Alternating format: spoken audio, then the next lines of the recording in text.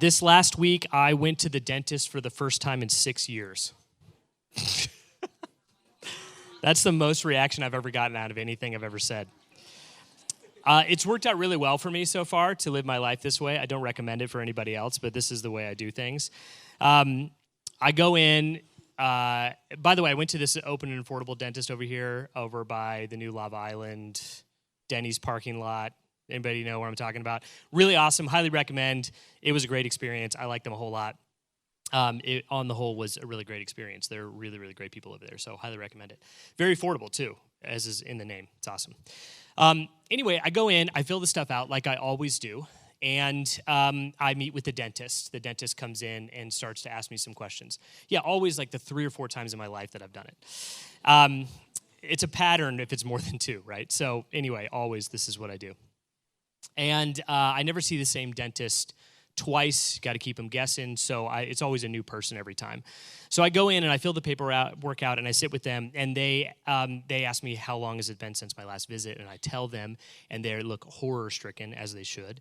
And then they go into, well, could you at least tell me how often you floss? And I say, never. And they say, well, not frequently, I get it, but like how often? And I say, no, 0 is the answer to your question.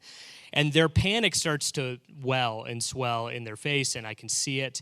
And it's because they're starting to assume that I'm in there for some kind of an emergency. You would assume the same.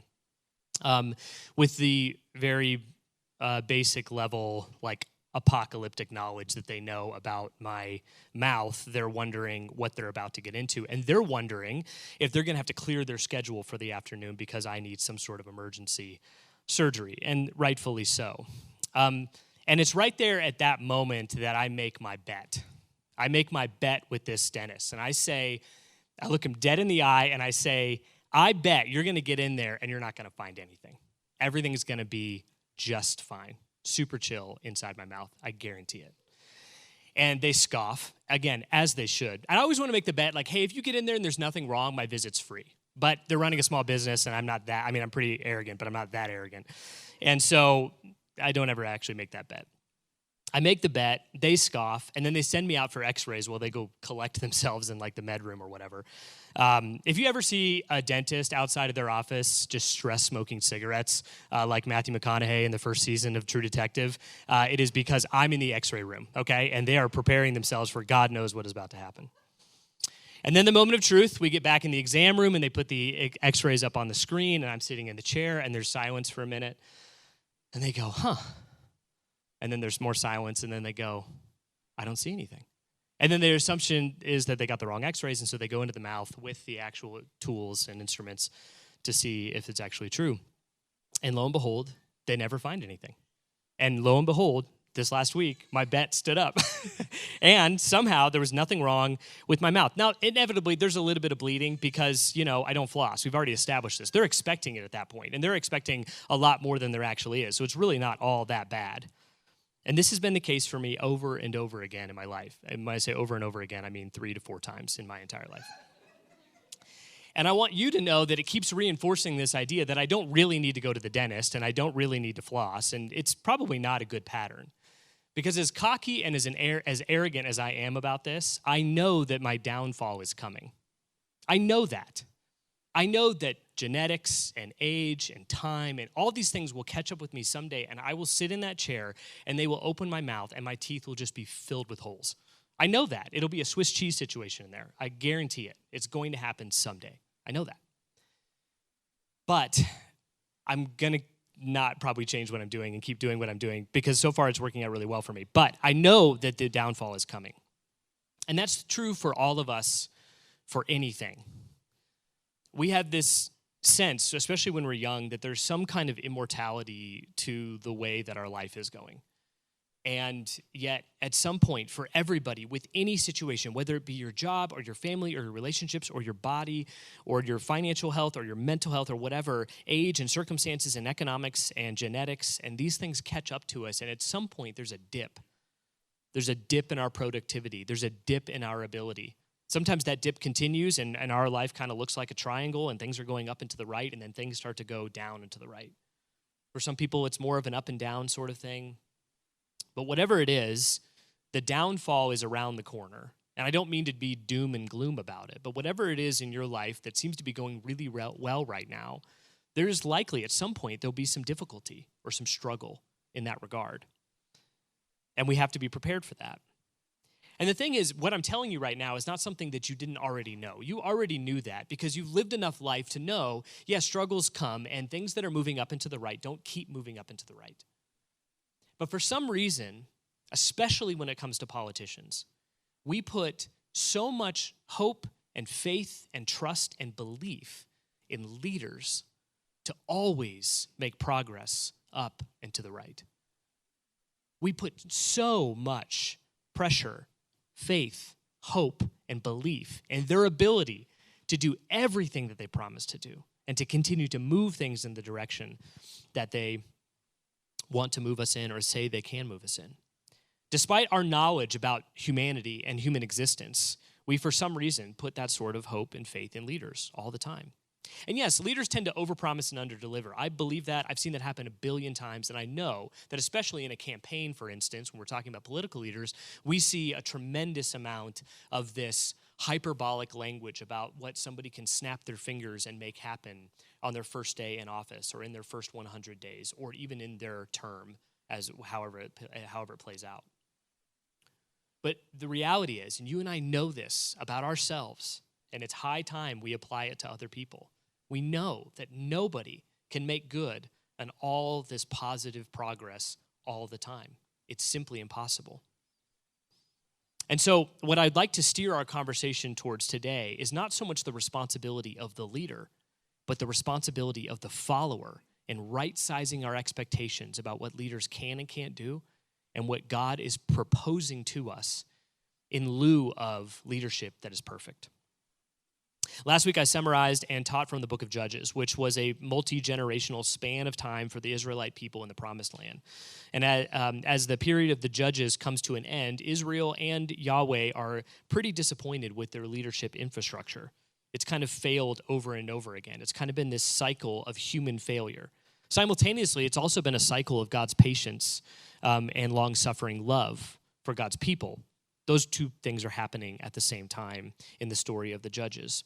But their paradigm for leadership keeps going through these cycles that isn't working. Something has got to change. And the people go to Yahweh and they say, we want a king. We've got the solution. We've seen this in other nations. We want a king. But God knew their heart, and he knew that it was more than just that they wanted a king. It was that they wanted to look like everybody else. And they also wanted a one-stop shop, silver bullet, singular leader who could fix all of their problems.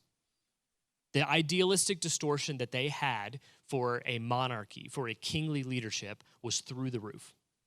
Rose-colored glasses, glass half full. This person will fix it all for us. And God says, no, I don't recommend that. And they say, we want it anyways. And here we see the story play out in 1 Samuel chapter 8, verses 10 through 22. And so Samuel told all the words of the Lord to the people who were asking for a king from him. And he said, these will be the ways of the king who will reign over you. These will be the ways of the king who will reign over you. He will take your sons and appoint them to his chariots and to be his horsemen and to run before the chariots.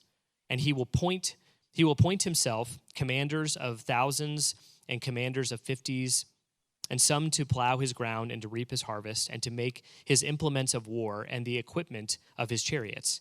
And he will take your daughters to be perfumers and cooks and bakers. And he will take the best of your fields and the vineyards and the olive orchards and give them to his servants. He will take a tenth of your grain and of your vineyard and give it to his officials, his officers, and to his servants. He will take your male servants and your female servants and the best of your young men and your donkeys and put them to his work. He will take a tenth of your flocks, and you shall be slaves. And in that day you will cry out because of your king, whom you have chosen for yourselves. But the Lord will not answer you in that day.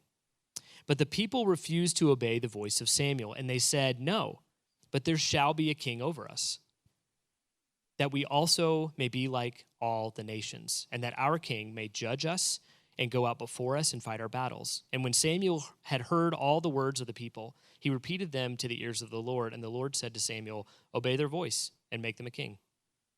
Samuel said to the men of Israel, "Go every man to his city." And so Israel gets exactly what they want. God says, this is what will happen. There's a word that's repeated like a dozen times in that text and in other places throughout the scriptures in regards to kings as well. And it's the word take. A king will take. You think a king will give. You think a king will give you all of these things that will help make everything better in your life. You think this one singular leader will be the silver bullet to solve all of the problems that you have, despite the fact that God had given them solutions to their problems over and over and over again, and it was oftentimes ignored. And God says, this king will take, and they say, nope, we disagree. This king will give us exactly what we want. This king will solve our three biggest problems. This king will make us like everyone else, which of course was against God's very primary command to his people when he said, you will be holy, set apart, different from every other nation. Primarily, you will be holy and set apart and different in that I will be your leader. And I'm the only one that will be your leader. You won't have a multiplicity of gods. You will have a singular God, and it will be me, and I will be your leader. Israel said, we don't like that so much. We want a singular person to be our leader so that we can be like everybody else. 2, our king will always govern rightly and fairly. That point about a king will judge us well. A king will judge us well. Meaning a king will always know what is right. A king will always do what is right. A king will always do what is in our best interest. And then 3, our king will go out ahead of us and lead us into battle. Our king will be sacrificial. Our king will do what is right for the people, even when it comes as harm to them. And so they get their first king. And with unrealistic expectations for this king is set up for failure.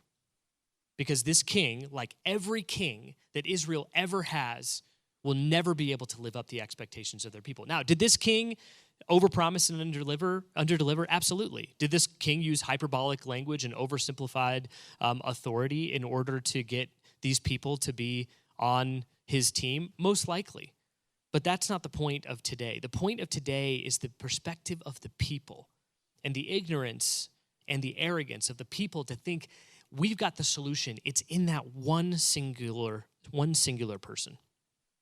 And Israel learns quickly what they have known for a long time. There is no silver bullet leader who will always do the best, right, or even preferred thing for their followers. No silver bullet leader who will always do the best, right, or even preferred thing for their followers. Now, as I've said, I'm trying to steer this conversation away from all leaders have flaws because that's something that you already know. But we have a responsibility as intelligent people, as God-fearing people, as people who are considering the ways of God as opposed to the ways of the world, to really oversimplify and even dichotomize that conversation. We are people who shouldn't be and really can't afford to be duped by the hyperbolic, oversimplified, authoritative language of singular leaders.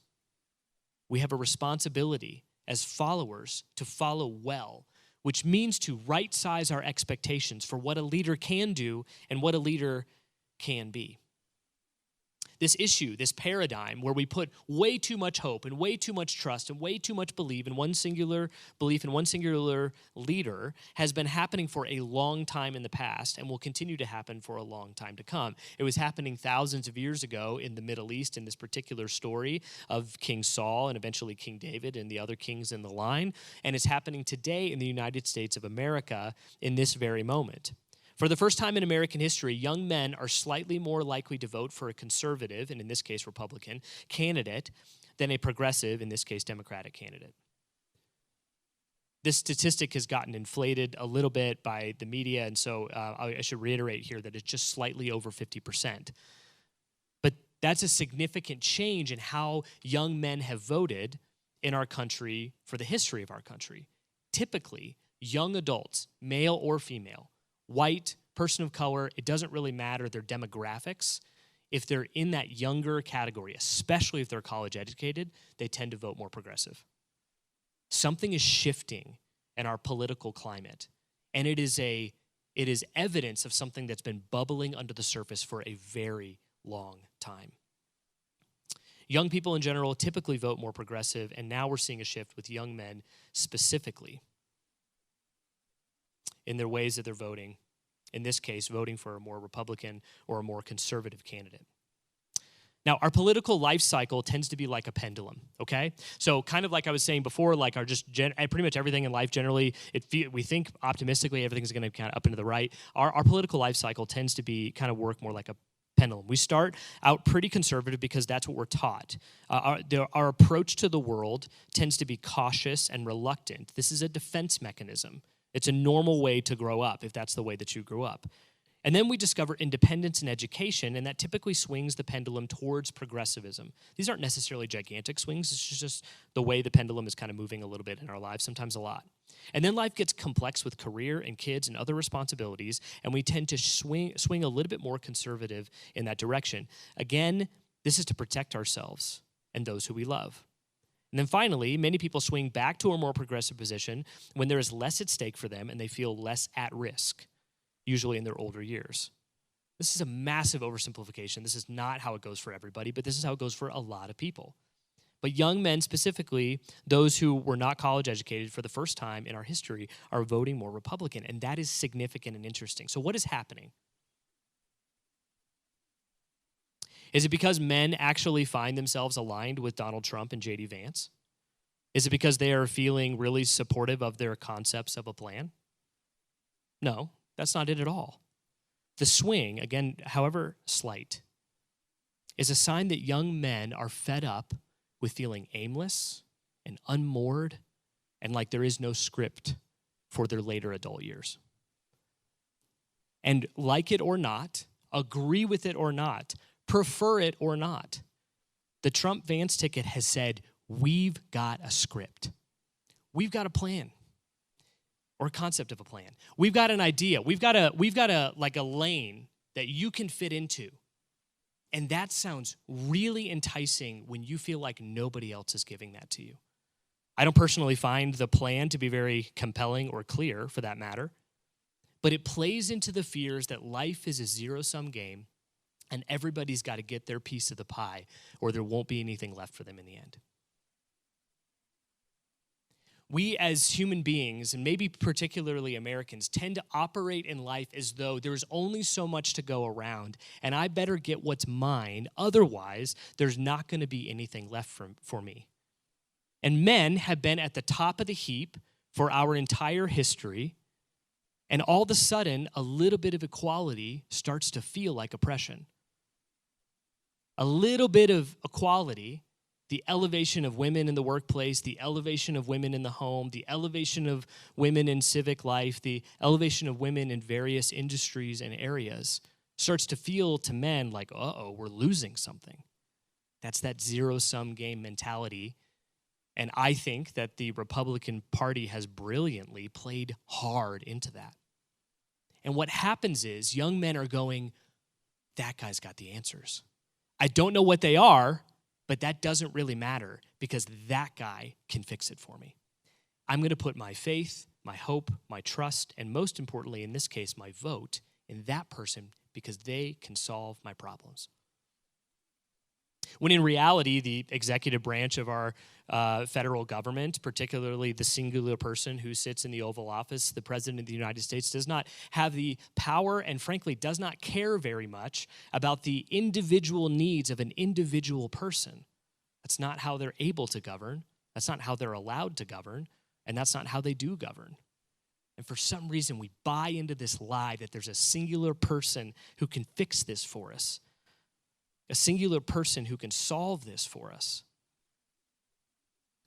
And I want to speak to the men in the group, in the room right now, and I want you to know that if you're feeling that unsettledness, if you felt that aimlessness, or felt slightly unmoored in your current situation, you're going to be okay. I want you to know that it's not a doomsday situation. You're not losing everything. There's no reason to feel threatened or panicked. The world is still very much set up in our favor. Things are still going to come to you. It's just not going to come to you in the same way that it used to. It might take a little extra work. It might look a little different. Are you still going to have difficulties in your life? Absolutely. Is it going to be because you're a man? No, probably not. It's very similar to the conversation that I've had with some white people who kind of panic and get frustrated or afraid when we talk about DEI or we talk about affirmative action or things like that. There's this zero-sum game mentality, like you're taking something away from me and I'm not going to be able to get that thing. That's not true. Fellas, we're going to be all right. White people, we're going to be all right. White fellas, we're going to be all right, okay? If I just need to make that really crystal clear. Now, if we're not careful, we'll play into the fears that are given to us, and we will be concerned about what our next step is or our next path will be because somebody is telling us to be afraid. As I said before, just because things are becoming more equitable, not that we have achieved equality, but just because things are becoming more equitable does not mean that the group that had the upper hand before is therefore losing something. Again, that is that zero-sum mentality, and that's not the way that we can see the world, or should see the world accurately. When a politician looks you square in the eye and says, I've got a plan for you, I can fix this for you, it is your responsibility not to be duped by the hyperbole. It's your responsibility to know better, to be a healthier follower in whatever scenario you are in, whether it's at work or in politics or in your neighborhood or in your family or whatever. There's no such thing as a one-stop shop, silver bullet, fix-all, do-all leader. They don't exist. They will at some point fail you and disappoint you.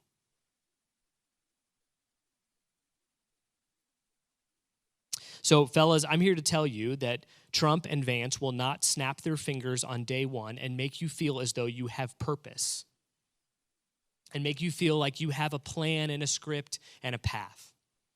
That's not something that they can do, and as much as they tell you that that's what they're interested in, it is not. And ladies, Kamala Harris will not be able to snap her fingers on day one and expand your rights or your purpose or your identity. That is something you're going to have to find somewhere else. That is something that you're going to have to fight for differently than simply with your vote. There is more to this life in finding purpose and identity than simply casting or a vote or campaigning for a particular candidate. There is more to finding our identity than just those things. Now, I made today about gender, particularly because some of this research is just freshly coming out, and I find it fascinating. I also, as a man, have felt a little bit of that sense of fear that's sort of stirring. It's kind of in the water right now, and I think it's important for me to consider these things. I also have played into, I've got to tell you honestly, I've played into this idea that I can point out, a lot of progressive Christians have kind of done this too, point out toxic masculinity without providing anything to fit its place. That's toxic masculinity. That's bad. You shouldn't do that. I don't know what you should do instead. I have played deeply into that. And I became acutely aware of that the day that we adopted our son. I remember sitting in the courtroom and I remember thinking, that kid's mine. And I remember thinking, I have no idea what to tell him about being a man. I know what to tell him not to do. That's a garbage script to give anybody. I need to be able to do better than that.